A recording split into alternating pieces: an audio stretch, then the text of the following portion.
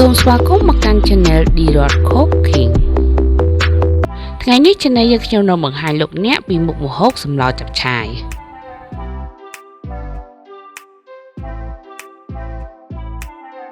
គ្រឿងផ្សំមានស្បែកជ្រូកបង្គាក្រៀមមឹកក្រៀមពពុះសណ្ដែកផ្សិតក្រៀមត្រចៀកកណ្ដុរផ្នែកសាច់មានឆ្អឹងជ្រូក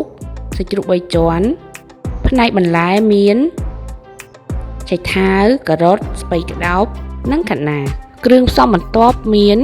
បង្គាក្រៀមមឹកក្រៀមយកត្រាំទឹកឲ្យរីករួចកាត់កង់កង់ដុំស៊ុបខ្នុរខ្ទឹមសចិញ្ច្រាំស្ករសអំបិលប៊ីចេងស្បែកជ្រូកពពុះសណ្ដែកយើងយកត្រាំទឹកឲ្យបានទន់ល្អ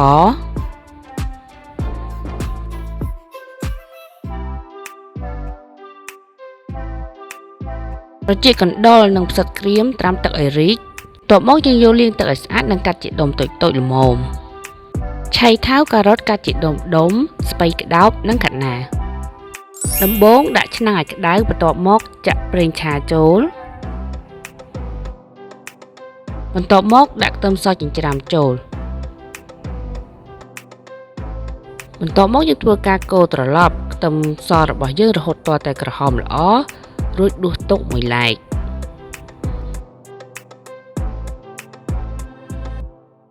បន្ទាប់មកដាក់ឆ្អឹងជ្រូកនិងសាច់3ជាន់ចូល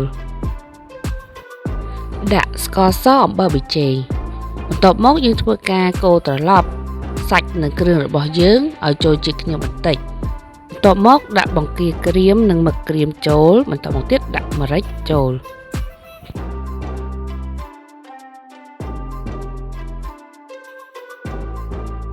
បន្តមកទៀតដាក់ការ៉ុតឆៃថាវត្រចៀកកណ្ដុរផ្សិតពពុះសណ្ដែកនិងស្បែកជ្រូកចូលតបមកយើងធ្វើការឆាត្រឡប់បន្តិច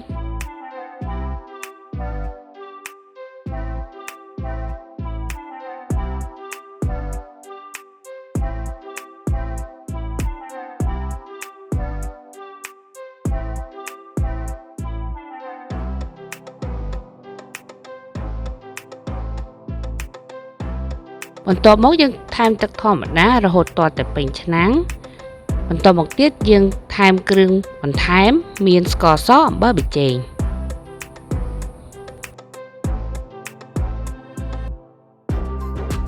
ចំពោះសម្លចាប់ឆាយនេះផងដែរខ្ញុំធ្វើការរំងាស់រយៈពេល1ម៉ោងដើម្បីឲ្យសាច់ស្បែកជ្រូកនិងបន្លែបានឆ្អិនល្អ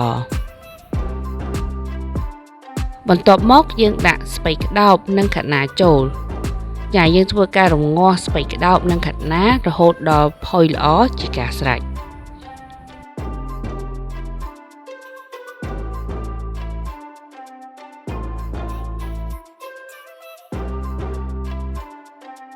មុខម្ហូបសម្លចាប់ឆាយបានឆ្អិនរួចរាល់